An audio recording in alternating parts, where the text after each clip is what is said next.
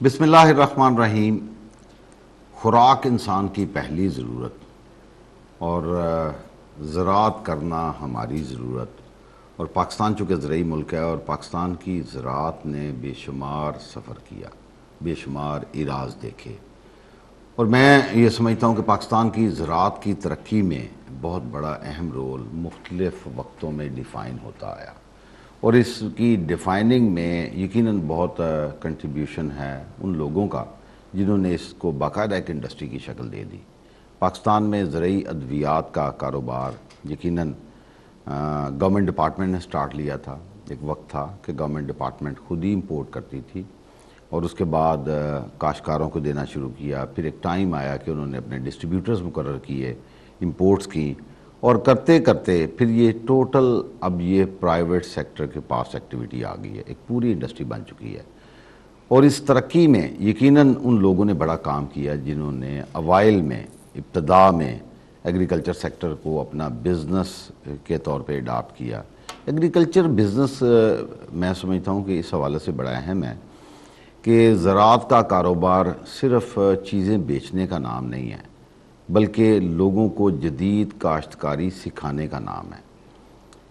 زراعت کی پیداوار میں بہت بڑا حصہ ہوتا ہے یقیناً اچھے بیج کا، اور پھر اس کے بعد ایگریکلچر پریکٹسز کا، اور اب ایک چیز جو یقیناً ڈکلائن ہو رہی ہے وہ پیسٹائڈز کا استعمال ہے. لیکن جب پاکستان میں پیسٹائڈز کا استعمال شروع ہوا تھا تو تب یہ ایک انڈسٹری کے طور پہ گرو کیا. میرے وہ دوست احباب جب 68 70s کی بات کرتے ہیں، ارلی 70s کی، یقیناً ان میں بڑے بڑے محترم نام ہیں. یقیناً کچھ ہیں، کچھ اپنی زندگی کی تکمیل کرتے ہوئے چلے گئے، لیکن ان کی بڑی کاوشیں ہیں. مجھے وہ پرانے دوست، میرے اساتذہ اکرام، اس انڈسٹری کے اساتذہ اکرام سے جب ملاقات ہوتی ہے تو میں کہتا ہوں کہ جی آپ یہ بتائیے کہ آپ نے جب پیسٹائڈز کا سفر شروع کیا تھا تو آپ کیسے اس انڈسٹری میں کام کرتے تھے؟ انہوں نے کہا جی کہ ہمارے پاس ویسپا سکوٹر ہوا کرتا تھا، ہم اپنے سکوٹر کے اوپر ہی کوئی نہ کوئی پروڈکٹ رکھ کے اپنی مشین بھی رکھتے تھے، کاشتکاروں کے پاس جاتے تھے اور کسانوں کو جا کے باقاعدہ طور پہ اس پروڈکٹ کے متعلق بتانے کے لیے ڈیمونسٹریشن دیا کرتے تھے.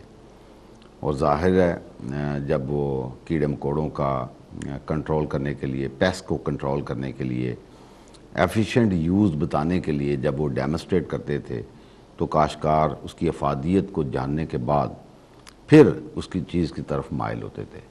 اب الحمدللہ اگر ہم بات کرتے ہیں پیسٹائڈ انڈسٹری تو ایک پورا، میں سمجھتا ہوں ایک گرون انڈسٹری ہے، ان اے سینس کہ تقریباً 25-26 بلین روپیز کی پیسٹائڈ انڈسٹری ہے.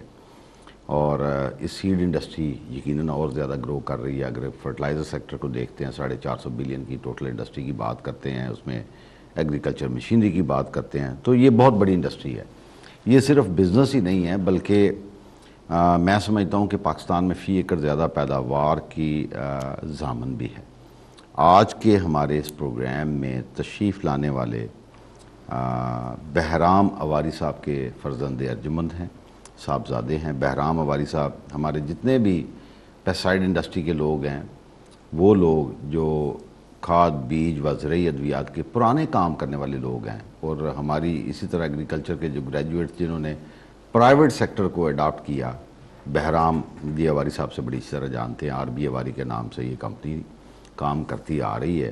اور آج ہمارے پاس ہمارے مہمان ہیں فریان بی اواری. یقیناً انہوں نے اپنی گریجویشن جو ہے مارکیٹنگ میں انگلینڈ سے حاصل کی، اور اس کے بعد باقاعدہ طور پہ اپنے اس فیملی بزنس کو لے کے چل رہے ہیں. مینیجنگ ڈائریکٹر کے طور پہ کام کر رہے ہیں RB Avari enterprises private limited سے. بہت شکریہ سر، آپ تشریف لائے. ایک تو یقیناً جب ہم بات کرتے ہیں کہ جب گورنمنٹ سیکٹر سے پرائیویٹ سیکٹر میں ڈسٹریبیوشن شفٹ ہوئی، اور آپ کا چونکہ یہ فیملی بزنس ہے، میں اس سفر میں تھوڑا سا آپ کی زبانی جاننا چاہوں گا کہ آپ کی یہ فیملی بزنس کے طور پہ کیسا ایکسپیرینس رہا، اور دوسرا ایگریکلچر کو ہی آپ نے کیوں فوکس کیا؟ تھینک یو مغل صاحب، آپ نے آج مجھے اس شو میں بلایا ہے. اٹس ویری امپورٹنٹ کہ ایسے شوز جو آپ کر رہے ہیں ہماری انڈسٹری کے لیے اور ہمارے جو فارمر ہیں اسپیشلی فار دیم، ان کے نالج میں اور ان کی انفارمیشن کے لیے to put better practices in them through the information your show is providing. I think ایک بہت بڑا سروس آپ دے رہے ہیں فارمر کے لیے اور اینڈ یوزر کے لیے. Thank you. So how do you feel کہ یہ آپ کی جو بزنس ایکٹیویٹی ہے یہ آپ کی فیملی کے لیے ایک ایسا ایکسپیرینس رہا اور آپ for last 10-11 years you are yourself very much involved in. So how do you feel? جی اصل میں یہ کمپنی جو ہے 1968 میں فارم بنی ہوئی تھی and it was made to go into agriculture import of products and commodities میں بھی ہم ٹریڈ کرتے تھے, بٹ آہستہ آہستہ اوور دا ایئرز ہم نے زیادہ فوکس ہی کیا ہے ایگریکلچر انپٹس پہ. رائٹ. انپٹس میں پیسٹیسائڈ, سیڈ, تھوڑا فرٹیلائزر میں بھی انیشلی کیا تھا, بٹ پھر بعد میں وہ بھی تھوڑا ہم نے کم کر دیا تھا. Initially I'm talking about the late 60s early 70s. Right. اس زمانے میں ہم نے کافی اس زمانے میں ملٹی نیشنلز کا زیادہ دور تھا, تو ہم نے کافی ملٹی نیشنل کو پاکستان میں انٹروڈیوس کیا ہے, جس میں نچیمن ایک کمپنی تھی جاپان کی جو آج رشٹا بن گئی ہے, وہ ہم نے ان کو انٹروڈیوس کیا تھا. ہوئسٹ ایک امریکن کمپنی ہے, ان کو ہم نے انٹروڈیوس کیا تھا. ڈیوپونٹ ایک کمپنی ہے جو آج بھی پاکستان میں کام کر رہی ہے. اچھا ہوئس جو ہے وہ آج مرج ہو گئی ہے بائر میں. ڈیوپونٹ is working as ڈیوپونٹ today in Pakistan, وہ بھی ہم نے ان کو انٹروڈیوس کیا تھا. شیورون ایک کمپنی امریکن ہے, ان کو بھی ہم نے لایا تھا, جو ان کا مین پروڈکٹ اس زمانے میں دی مانیٹر کے نام سے ہم بیچتے تھے.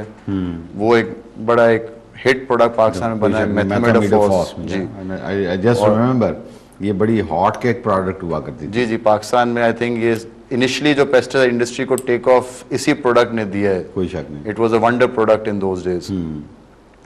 تو کافی ان دا 70s جب یہ گورنمنٹ کنٹرول انڈسٹری تھی, ہم نے یہ ملٹی نیشنلز کو انٹروڈیوس کیا تھا. And then you know up to all the way up to 92 I think جب جینرک انٹروڈیوس ہوا تھا پاکستان میں. جینرک جب آیا تھوڑا سا پاکستان میں پوری ہماری 91-92 جی یہ پہلے آئی تھنک پاکستان میں پہلی مجھے یاد ہے, ہمارے سامنے آنکھوں دیکھی باتیں ہیں جی, کہ 91 میں ایک کمپنی آئی, اس نے پنجاب میں ایک ٹیم آپ کے ساتھ شفٹ ہوئی. انہوں نے پنجاب میں تمام سیلز ٹیم کو ہائیسٹ کیلیبر لوگوں کو اٹھایا اور بلیک کاریں دی مجھے. آئی جسٹ ریمبر اس زمانے میں سوئفٹ کم سے کم جو چھوٹی گاڑی دی گئی تھی بلیک کلر کی سوئفٹ تھی. And later on of course, اور وہ ایک بہت بڑی مثال تھی ہماری. تو میرا خیال ہے پین پیسیفک, جی پین اس سے بھی کو آپ کا ہے. پین پیسیفک میں بھی ہمارا ایک ریلیشن شپ تھا. We were the pioneers of Pan Pacific, the you can say financial supporters یا اونر